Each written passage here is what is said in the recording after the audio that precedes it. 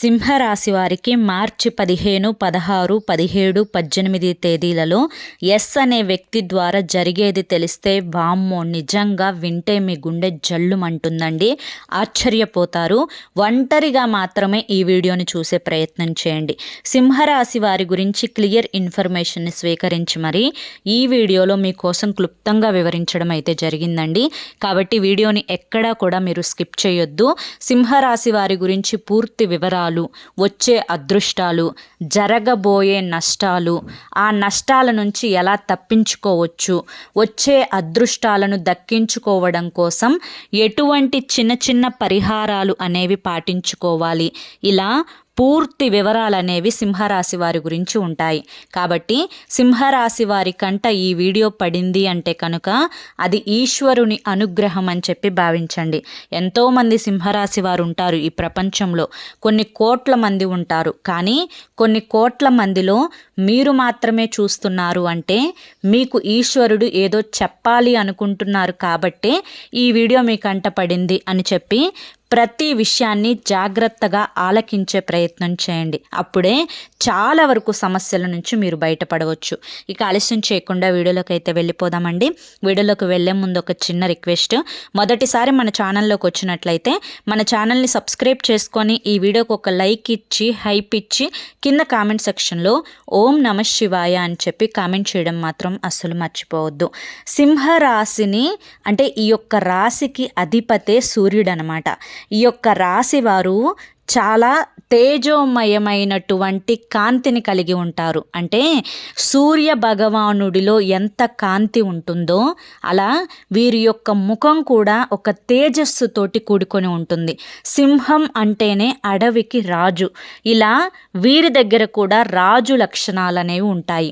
ఎవరికి కూడా భయపడటం కానీ, ఒకరి కింద లొంగటం కానీ, లేదా ఒకరు మాట వినడం కానీ ఇలా చెయ్యరు.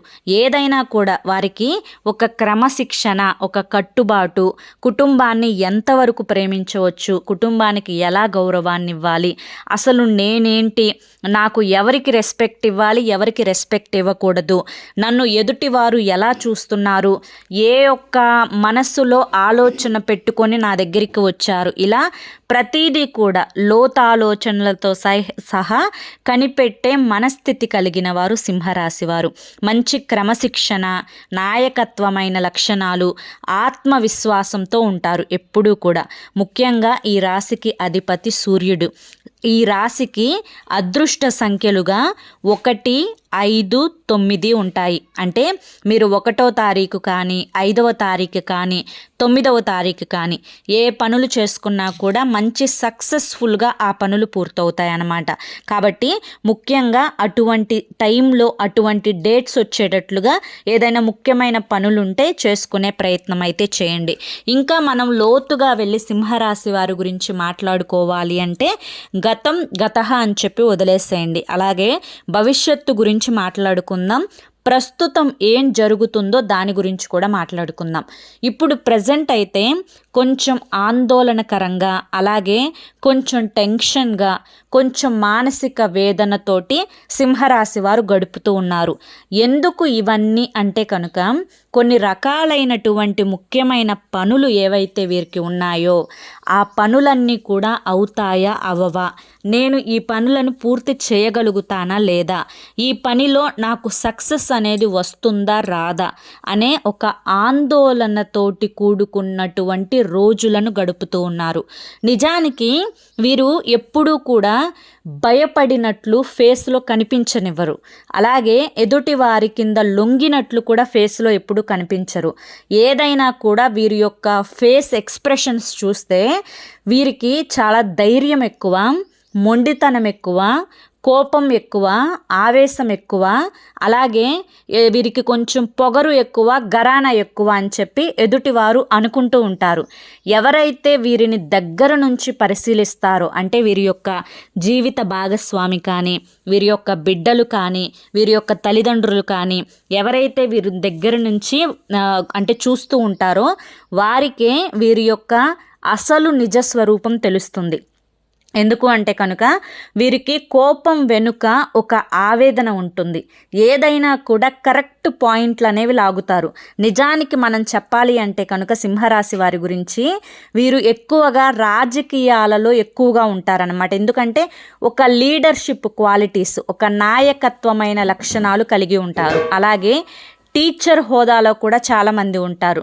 విద్యార్థుల్లో కూడా మనం గమనించినట్లయితే కనుక సింహరాశి వారు పాయింట్ టు పాయింట్ కరెక్ట్గా మాట్లాడతారు. అలాగే వీరికంటే పెద్దవారు టీచర్లని కూడా ప్రశ్నించగలిగేంత ధైర్యం అనేది వీరి దగ్గర ఉంటుంది. ఏదైనా డేర్ అండ్ డాషింగ్ పర్సన్స్ అని చెప్పుకోవచ్చు సింహరాశి వారు. కాబట్టి ఈ యొక్క సింహరాశి వారి గురించి ఏదైనా కూడా ఇప్పుడు తల్లిదండ్రులు ఏమనుకుంటారు అంటే, నా బిడ్డ అక్కడ కోప్పడ్డాడు అంటే దాని వెనుక ఖచ్చితంగా ఏదో బలమైన కారణం ఉండి ఉంటుంది, అందుకే కోప్పడ్డాడు. లేదంటే కనుక భార్య ఆ స్థానంలో ఉంటే నా భర్త కోప్పడ్డాడు అంటే కనుక దాని వెనుక ఏదో బలమైన కారణం ఉంటేనే కోప్పడ్డాడు అని చెప్పి ఇలా వారికి అంటే వారిని దగ్గర నుంచి పరిశీలించిన వారికి వారి యొక్క వ్యక్తిగతం అనేది పూర్తిగా అర్థమై ఉంటుందన్నమాట. అలాగే సింహరాశి వారి గురించి ఇంకా చెప్పుకోవాలి అంటే కనుక చాలా తెలివైన వాళ్ళండి, చాలా చలాకీతనం ఉన్నవాళ్ళు, చాలా చురుకైన వాళ్ళు. భయం అంటే ఏంటో కూడా ఎదుటి వారికి కనపడనివ్వరు. ప్రతి మనిషికి భయం ఉంటుంది, కానీ కొంతమంది ఏంటంటే ఎదుటి వారి దగ్గర డీలా పడిపోతూ ఉంటారు. అయ్యో నాకు ఈ బాధ వచ్చింది, నాకు ఈ సమస్య వచ్చింది అని చెప్పి లబోదిబోం అని చెప్పి కొట్టుకుంటూ వాళ్ళ బాధని వాళ్ళ భయాన్ని ఎదుటి వారికి చెప్పేసుకుంటూ ఉంటారు. కానీ సింహరాశి వారు వారి యొక్క వీక్నెస్ అంటే వారి యొక్క బలహీనత ఏదైతే ఉంటుందో ఆ బలహీనతను ఎప్పుడూ కూడా బయటపడనివ్వకుండా చాలా చాలా తెలివిగా ఉంటారనమాట. అలాగే వీరికి ఏదన్నా ఒక పని అప్పచెప్పాము అంటే ఆ పనిని 100% సక్సెస్ఫుల్గా పూర్తి చేయగలుగుతారు. మిగతా రాసుల వారితో పోల్చుకుంటే పనిని చేసే ఆ యొక్క తత్వంలో కానీ, లేదంటే కనుక గుణగణాల విషయంలో కానీ, లేదంటే కనుక ఏదైనా సంఘంలో గౌరవ మర్యాదల విషయంలో కానీ, ధైర్యం విషయంలో కానీ వీరిని మించిన వారు మరొకరు ఉండరు. కుటుంబానికి ఎక్కువ ప్రాధాన్యతనిస్తారు. ఒకవేళ మగవాళ్ళనే మనం గమనించుకున్నట్లయితే భార్య బిడ్డల మీద ఎక్కువ ప్రేమను చూపించడం, వారికి ఎక్కువ ప్రాధాన్యత ఇవ్వడం, వారికంటూ సంఘంలో ఒక గౌరవాన్ని తెచ్చిపెట్టడం, పిల్లలకంటూ ఒక క్రమశిక్షను నేర్పించడం, వాళ్ళకి మంచి చదువులు చదివించడం కోసం ఒక బాధ్యత గల తండ్రిగా ఎటువంటి రెస్పాన్సిబిలిటీస్ అయితే తీసుకోవాలో అటువంటివన్నీ కూడా తీసుకోవడం, ఇటువంటివన్నీ చేస్తారు. ఒకవేళ ఆడవాళ్ళని చూసుకున్నా కానీ చాలా వరకు కూడా ఏదో ఒకటి చెయ్యాలి, ఏదో ఒకటి సాధించాలి, నాకంటూ ఒక గుర్తింపు రావాలి, నాకంటూ ఒక పేరు తేవాలి, ఒక పేరు తెచ్చుకోవాలి, నేను పలానా అని చెప్పి 10 మంది చెప్పుకోవాలి మంచిగా, ఇలా ఇటువంటి లక్ష్యాలను పెట్టుకుంటారనమాట. కాబట్టి ఈ యొక్క సింహరాశి వారిని ఎప్పుడూ కూడా ఎక్కడా కూడా తక్కువ అంచనా వేసుకోకూడదు. వీరికి తెలివి లేదు అని చెప్పి అనుకోకూడదు. ఇప్పుడు ఒకరితో మాట్లాడాలంటే మిగతా రాసుల వారికి కొంచెం భయం వేస్తుంది. తప్పును నిలదీయాలైనా ఒకవేళ ఎదుటి వ్యక్తి మనల్ని ఒక మాట అన్నారు, మనం ఏ తప్పు చేయకపోయినా మనల్ని ఒక మాట అన్నారు, కొంతమంది ఏమనుకుంటారు, సరే వారి పాపను వాళ్ళే పోతారులే అని చెప్పి అనుకొని వదిలేస్తారు. వాళ్ళని అడగటానికి ధైర్యం చేయరు, ఎందుకులే గొడవలు పోని వదిలేసేద్దాంలే అనుకుంటారు. కానీ సింహరాశి వారు అలా కాదు, తాడో పేడో ఇప్పుడే ఈ క్షణాన్ని తేల్చేసుకోవాలి అని చెప్పి రెడీగా అవసరమైతే నలుగురి మధ్యలో కూడా వాళ్ళ యొక్క కాలర్ పట్టుకొని నిలదీసే అంత ధైర్యం, గుండె ధైర్యం అనేది సింహరాశి వారికి ఎక్కువ అని చెప్పి చెప్పుకోవచ్చు అనమాట. కానీ సింహరాశి వారికి కొంచెం కష్టాలు కూడా ఎక్కువేనండి. ఎందుకంటే మనిషి అని పుట్టిన తర్వాత ఏదో ఒక కారణం చేత ఏదో ఒక రకంగా ఎటు నుంచి అయినా కానీ సమస్యలు అనేవి వస్తూనే ఉంటాయి. ఏ సమస్య లేకపోతే భగవంతుడు ఎందుకు గుర్తుకొస్తాడు? కాబట్టి వీరికి కూడా కొన్ని సమస్యలు ఉన్నాయి, కొన్ని కష్టాలు ఉన్నాయి, కొన్ని బాధలు ఉన్నాయి. డబ్బు పరంగా చాలా వరకు కూడా ఎక్కువ సమస్యలు అనేవి, ఎక్కువ కష్టం అనేది పడుతూ ఉంటారు. ఎంత కష్టపడినా కూడా ఏదో ఒక రూపంలో కష్టం అనేది మనిషిని వెంటాడి వేధిస్తుంది అంటారు. వీరికి ముఖ్యంగా రక్త సంబంధీకుల యొక్క మధ్య ప్రేమలు అనేవి కొంచెం తక్కువగా ఉంటాయన్నమాట. ఏంటి అంటే కనుక వీరు ఎంత ధైర్యంగా మాట్లాడినప్పటికీ, ఎంత పాయింట్ టు పాయింట్ మాట్లాడినప్పటికీ కూడాను ఎవరికైనా కానీ, ఇప్పుడు తల్లిదండ్రులకైనా, తోబుట్టువులకైనా, కన్న బిడ్డలకైనా కానీ ఒక మాట అంటే చిర్రున కోపం వచ్చేస్తుంది ఈ రోజుల్లో. మంచిగా మాయ చేసి మంత్రం పెట్టే వాళ్ళకేమో ఎక్కువ విలువనిస్తూ ఉంటారు. అలాగే ఉన్నమాట మొహానే అడిగేసే వాళ్ళకేమో వీడు నన్ను అన్నాడు అని చెప్పి లాక్కుంటారు, పీక్కుంటారు.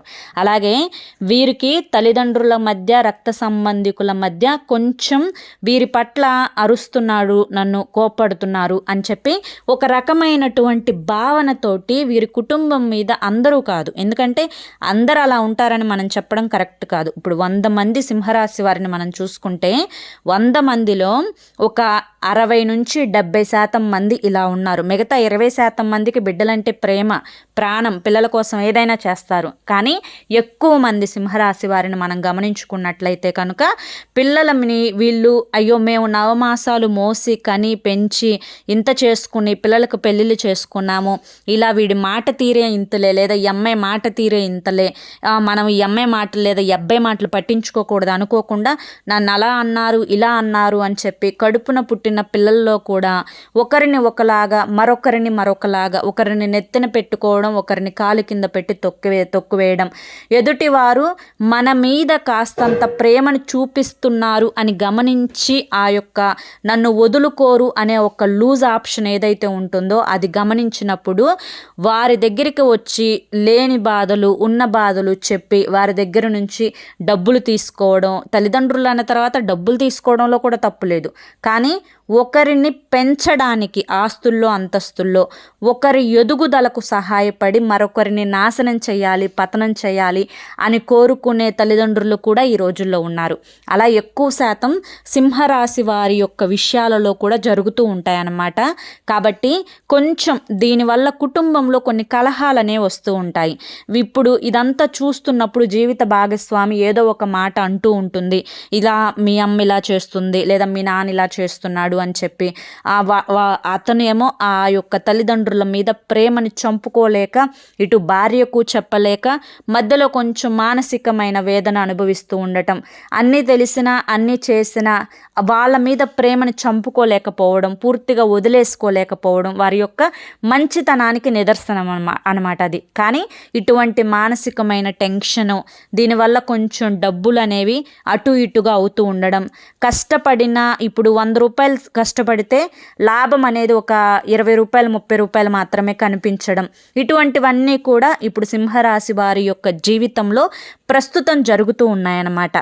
ఏది ఏమైనప్పటికీ కూడాను కొంత మనిషి బాధల వల్ల కూడా కోపానికి, ఆవేశానికి ఎక్కువ మక్కువ చూపిస్తూ ఉంటారు. ఎందుకంటే వాళ్ళు కదిలిస్తే కోపం వస్తుంది, మెదిలిస్తే కోపం వస్తుందంటే కనుక వారి యొక్క మానసిక పరిస్థితి అట్లా ఆందోళనకరంగా ఉంది. ప్రశాంతంగా ఉన్న వ్యక్తులు ఒకలా ఉంటారు, కోపంతో, బాధతోటి, టెన్షన్లతోటి ఎక్కువ నష్టాలు పడే వాళ్ళకి కోపం ఎక్కువగానే ఉంటుందన్నమాట. కాబట్టి అది దగ్గరగా ఉన్న వాళ్ళకి మాత్రమే తెలుస్తుంది. కానీ వీరికి జీవిత భాగస్వామి కాస్త సపోర్ట్గా ఉంటారనమాట. ఏది ఏమైనప్పటికీ కూడాను నా యొక్క భర్తను నేను వదులుకోకూడదు, లేదా నా భార్యను నేను వదులుకోకూడదు, నా భర్తకి తెలివితేటలు ఉన్నాయి, తను ఎలాగైనా పైకి రావాలి, తను ఎలాగైనా ఇచ్చేయాలని ఇద్దరు కూడా ఒకరికొకరు లైఫ్ పార్ట్నర్లకి సపోర్ట్ చేసుకునే తత్వం అనేది ఒక రకంగా చెప్పుకోవాలి అంటే వీరి యొక్క జీవిత భాగస్వామి విషయంలో లైఫ్ పార్ట్నర్ చాలా అదృష్టవంతులు అని కూడా చెప్పుకోవచ్చు అన్నమాట. అయితే ఇప్పుడు ఈ యొక్క సింహరాశి వారికి ఎస్ అనే వ్యక్తి ద్వారా జరుగుతున్నది ఏంటి అంటే కనుక ఈ యొక్క సింహరాశి వారిని చూసి ఎస్ అనే వ్యక్తి, అది కూడా రక్త సంబంధం అయితే కాదండి, బంధువులలో ఒకరన్నమాట. ఈ ఎస్ అనే వ్యక్తి వీరు కాస్త సంపాదించుకొని, కాస్త కుటుంబాన్ని ప్రేమగా చూసుకొని, కాస్త పిల్లల్ని మంచిగా చదివించుకొని, కాస్త లైఫ్లో ఇప్పుడిప్పుడే సెటిల్ అవుతూ ఉన్న వీరిని చూసి వీరు ఏదో బాగుపడిపోతున్నారు, ఎంతో సంపాదిస్తున్నారు, అక్కడ వస్తుంది 10 రూపాయలు అయితే వారి ఊహల్లో వీరు 100 రూపాయలు వస్తున్నాయి అని భావిస్తున్నారు. నెలకు వచ్చేది 10,000 రూపాయలు అయితే వారి ఊహల్లో 50,000 వస్తున్నాయని చెప్పి ఆలోచిస్తున్నారు. ఈ విధమైన ఆలోచన వల్ల నరదిష్టి. నరుల దిష్టికి నల్లరాళ్ళు పగిలిపోతాయి అంటారు. వెయ్యంగా గోడకి 10 రాళ్ళు వేసి కొడితే 10 తగలకపోవచ్చు గోడకి, కానీ 10లో 2-3 అయినా కానీ తగులుతీగా. అలాగే వారి యొక్క మాటల వల్ల, ఆ దిష్టి దోషం వల్ల మీ కుటుంబంలో చిన్న చిన్న కలహాలు, చిన్న చిన్న డిస్టర్బెన్స్, చిన్న చిన్న అనారోగ్య సమస్యలు రావడం, పడుకుంటే నిద్ర పట్టకపోవడం, కాస్త మానసిక స్థితి ఆందోళనగా మారడం, కొంచెం టెన్షన్ ఎక్కువైపోవడం, స్ట్రెస్ ఎక్కువైపోవడం, ఒత్తిడి ఎక్కువైపోవడం, ఇటువంటివన్నీ కూడా ఈ ఎస్ అనే వ్యక్తి ద్వారా జరుగుతూ ఉన్నాయి. కాబట్టి మీ జీవితంలో ఈ ఎస్ అనే వ్యక్తి గుంటకాడ నక్కలాంటి తెలివితేటలు చూపిస్తూ ఉంది.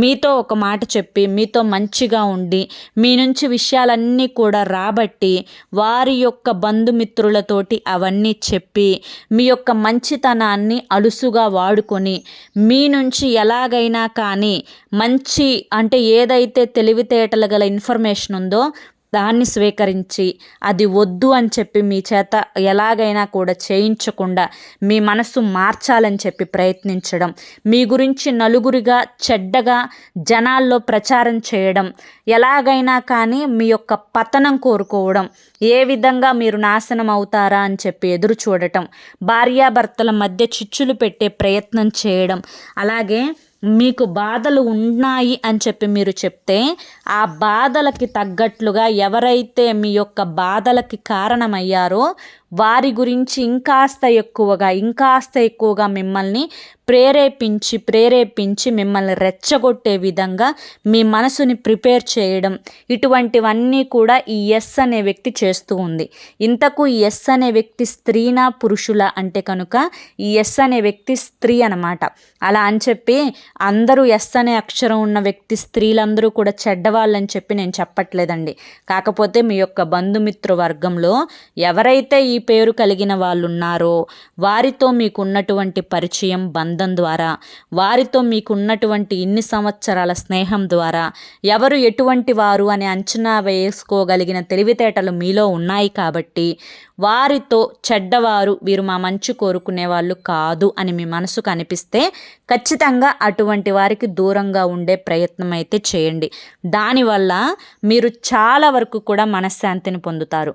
ఇప్పుడు మన దగ్గరికి ఒక కుక్క వస్తుంది అంటే ఆ కుక్క మన దగ్గరికి రాకుండా చేసుకోవడమే బెటర్ కదా, దాన్ని వీలైనంత వరకు దూరంగా ఉంచడమే బెటర్ కదా. కాబట్టి మీరు అలా ఆ వ్యక్తిని కనుక ఉంచితే చాలా నష్టాల నుంచి తప్పించుకునే ప్రయత్నం చేస్తారు. ఎందుకంటే ఈ వ్యక్తి ఎలా ఉంటుంది అంటే కనుక ఒక చిన్న కథ ఇక్కడ ఏంటి అంటే సింహము నక్క. ఈ యొక్క నక్క ఏంటి, తన యొక్క తెలివిగల మాటలతోటి నీకంటే పెద్దరాజు అక్కడ ఉన్నాడు రా చూపిస్తానని చెప్పి తీసుకొని వెళ్ళి ఆ సింహాన్ని బావిలో చూడమని చెప్పిద్ది. అప్పుడు ఈ కథ చాలామందికి తెలిసే ఉంటుంది. ఆ బావిలో చూస్తే ఆ సింహం రూపమే ఒక నీడ. ఇప్పుడు మనం అద్దంలో చూసుకుంటే ప్రతిబింబం ఎలా కనిపిస్తుంది, అలా సింహం ప్రతిబింబం నీళ్ళ మీద కనిపిస్తే అదే నిజమైన మరొక సింహం అని చెప్పి సింహం భావించి పెద్దగా గాండ్రిస్తుంది. నువ్వు నన్ను చూసి గాండ్రిస్తున్నావు, నాతో పాటు గాండ్రిస్తున్నావు అని చెప్పి సింహం రెచ్చిపోయి దాన్ని చంపాలి అని చెప్పి నీళ్ళల్లోకి దూకుతుంది. అప్పుడు సింహం చచ్చిపోతుంది, నక్క గెలుస్తుంది. అలా ఉంటుందన్నమాట ఈ ఎస్ అనే అక్షరం ఉన్న వ్యక్తులతోటి. వీరు బయటికి మంచిగా నటిస్తారు, చక్కగా మాట్లాడతారు, ఏ స్వార్థం లేనట్లుగా, ఏ అసూయ లేనట్లుగా, ఏ కుళ్ళు లేనట్లుగా చక్కగా మంచిగా ఉంటారు, ఎదుటి వారికి అనుమానం లేకుండా ఉంటారు. కానీ మనసులో ఆలోచనలు అనేవి ఉంటాయి చూసారా, అవి చాలా విషపూరితమైనటువంటి ఆలోచనలు. కాబట్టి ఎప్పుడూ కూడా ఆ యొక్క సింహం బుట్టలో పడినట్లుగా మీరు పడకూడదు అన్న ఉద్దేశంతో ముందుగానే హెచ్చరించడం అయితే జరుగుతుంది. ఇక మీరు ముఖ్యంగా ఈ 4 రోజుల్లో కూడా కుటుంబ పరంగా చూసుకున్న, వృత్తి ఉద్యోగ వ్యాపారాల పరంగా చూసుకున్న అన్నింటి పరంగా అనుకూలంగానే ఉంటుంది. కాకపోతే మీరు గుర్తుంచుకొని ప్రతి శనివారం పూట ఆంజనేయ స్వామి గుడికి వెళ్ళండి. మీరు కుదిరినప్పుడు తమలపాకుల మాలను ఆంజనేయ స్వామికి సమర్పించండి. ఆంజనేయ స్వామి గుడి చుట్టూతా 5 ప్రదక్షిణలు చేసి మీరు గోశాలకు వెళ్ళి చక్కగా ఆవుకి ఏదైనా కానీ దానం చేయడం, లేదంటే ఆవుకి ఏదైనా ఆహారాన్ని తినిపించడం ఇలా చేయండి. అలాగే శనివారం పూట బిస్కెట్లు కానీ, చపాతీ కానీ, రొట్టె కానీ ఏదైనా కానీ కుక్కకు తినిపించే ప్రయత్నం చేయండి. అలాగే గుర్తుంచుకొని మీ యొక్క రాశికి అధిపతి సూర్య భగవానుడు కాబట్టి సూర్యుడికి ప్రతిరోజు కూడా ఉదయం నిద్ర లేచిన తర్వాత, స్నానం చేసిన తర్వాత సూర్యుడికి ఆర్జ్యాన్ని సమర్పించండి. సూర్యుడు ఆరోగ్య ప్రదాత. మీకున్నటువంటి చిన్న చిన్న అనారోగ్య సమస్యలను కూడా పూర్తిగా తీసివేసుకోవడానికి మీరు ప్రతిరోజు ఆర్జ్యం సమర్పించడం చాలా ఉత్తమం. కాబట్టి మర్చిపోకుండా ఆర్జ్యం సమర్పించుకోండి. ప్రతిరోజు రాత్రి పడుకునేటప్పుడు రాళ్ళ ఉప్పుతోటి దిష్టి తీసివేసుకోండి. అలాగే బయటికి వెళ్ళేటప్పుడు ఒక నిమ్మకాయ జేబులో పెట్టుకొని వెళ్ళి ఇంటికి రాగానే అదే నిమ్మకాయతోటి తలపై భాగంలో సవ్య దిశలో 3 సార్లు, అపసవ్య దిశలో 3 సార్లు తిప్పివేసుకోండి. ఇలా చేయడం వల్ల చాలా వరకు కూడా నరదిష్టి నుంచి బయటపడతారు. నెగిటివ్ ఎనర్జీ పోతుంది. ఇంట్లో నిత్యం దీపారాధన చేసుకోండి. అర్థమైంది కదా? మరి సింహరాశి వారికి ఈ వీడియో నచ్చింది అనుకుంటున్నాను. నచ్చింది అనిపిస్తే ఈ వీడియోకి ఒక లైక్ ఇవ్వండి. లైక్ ఇచ్చిన వెంటనే హైప్ అని వస్తుంది. హైప్ ఇవ్వండి. కింద కామెంట్ సెక్షన్లో ఓం నమ శివాయ అని చెప్పి కామెంట్ చేయండి. మొదటిసారి మన ఛానల్లోకి వచ్చినట్లయితే మన ఛానల్ని సబ్స్క్రైబ్ చేసుకొని సపోర్ట్ చేయండి. మరి రేపు మరొక మంచి వీడియోతోటి మళ్ళీ కలుసుకుందాం. అంతవరకు కూడా పరమేశ్వరుని ఆశీస్సులు మీ మీద, మీ కుటుంబ సభ్యుల మీద ఎల్లకాలం ఉండాలి అని చెప్పి మనస్ఫూర్తిగా కోరుకుంటూ సర్వేజన సుఖినో భవంతు. ధన్యవాదములండి.